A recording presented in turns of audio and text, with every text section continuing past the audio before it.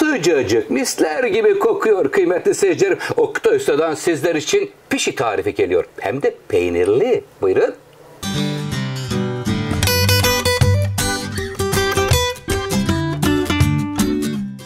Kıymetli seyircilerim, sizler için içi peynirli, maydanozlu, kızartılmış bir hamur olacak. Ne olacak? Pişi olacak. Efendim malzemelerini hemen sizlerle ölçülerini paylaşıyorum. 4 su bardağı unumuz var.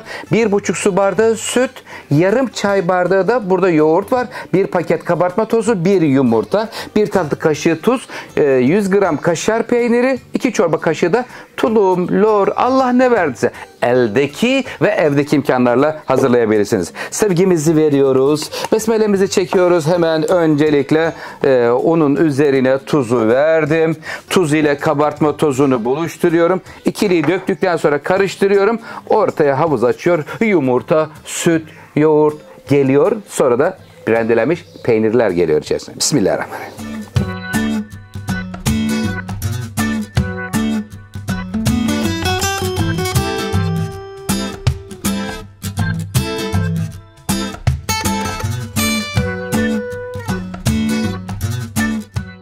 Maydanoz, 1,5 su bardağı süt, 1 tane yumurta. Şimdi buraya yarım çay bardağı da ev yapımı yoğurt var. Bismillahirrahmanirrahim. Hemen yoğurdu da ilave ediyorum. Kıymetli seyircilerim. Şimdi geriye kaldı 2 tane peynir.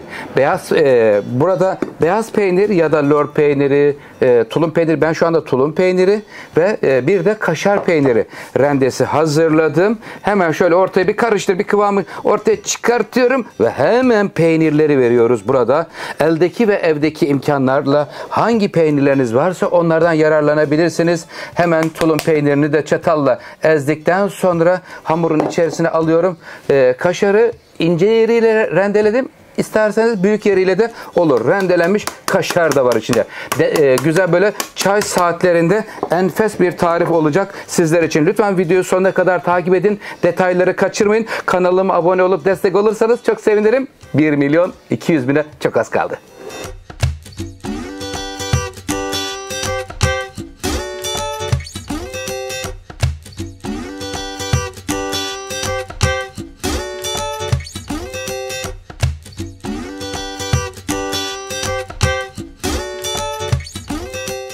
Hamurumuzu tezgaha un serptikten sonra kıymetli seyircilerim önce elimizle bastırıyoruz. Sonra merdane ile çok fazla güç vermeyin. Zemine yapışmasın. Çünkü içerisinde yoğurt olan bir hamur olduğu için böyle tatlı nazik bir şekilde hamurumuzu yarım santim kalınlığına getirdik. Burası hazır şimdi. Hemen rulet yardımıyla keseceğiz kıymetli seyircilerim. Şöyle bir uzun şeritlere kesmeye başlıyorum. Şöyle oklavayı koyun.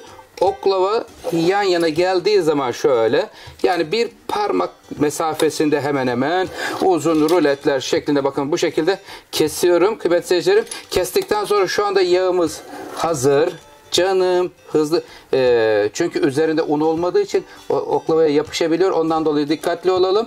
Çok bereketli oluyor. Çok kişiyi ağırlayabilirsiniz bu ölçülerle. Ben şimdi hemen şuradan kestiğimden bir kızartmaya başlayayım kıymetli seyircilerim. Şöyle alayım şuraya. Al aşçım. 10 santim hemen hemen boyunda. Şöyle bir parmak kalınlığında dedik ve şimdi yağımız ısınmış mı? Hazır mısın canım? Sevgiyle geliyor. Kıymetli seyircilerim şimdi burada önce bir tane hamuru indiriyorum. Evet, yağımız ısınmış. Çok yüksek ısı olmasın. Orta ısıda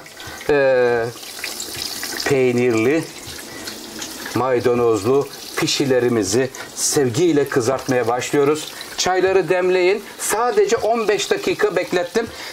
Hamuru yoğurduktan sonra kıymetli seyircilerim kabarma garantili. Görüyor musunuz? Allah Allah.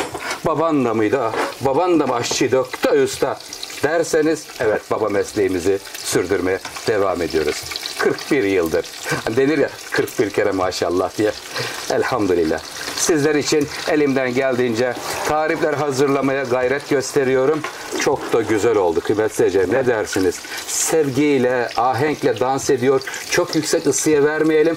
Orta ısıda olsun çünkü içleri pişmez. Yarım santim kalınlığında olması önemli. Bakın görüyor musunuz? Bak bak. İşte hemen anında kabarıyor kıymetli seyircilerim. Görebiliyor musunuz? Aşağıda mı? Uygun mu yeri? Ha bak şöyle bütün açılardan paylaşmaya çalışıyorum. Gayet güzel.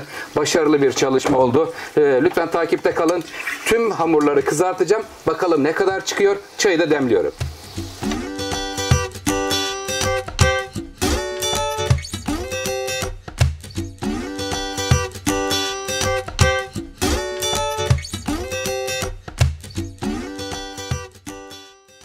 Pişilerimiz çok güzel oldu kıymetli seyircilerim. Sevgiyle hazırladım. Bakın görüyor musunuz? Kabarma garantili, içi peynirli, maydanozlu, her şeyle tamam. Hemen şimdi çayımı demledim. Çıkan miktarı da sizlerle paylaşmak istiyorum. Oldukça bereketli oluyor. 4 su bardağı un ile hazırladım. Eğer ki yumuşak olursa biraz daha un ilavesinde bulunabilirsiniz. Güzel demlenmiş çay ile birlikte Oktay Usta'dan bugün sizler için şöyle güzel peynirli bir pişi tarifi geldi. Nasıl buldunuz? Çıkan miktarı da işte sizlerle paylaşıyorum. Oo maşallah. Tabağımız doldu, taştı, dökülüyor kıymetli seyircilerim.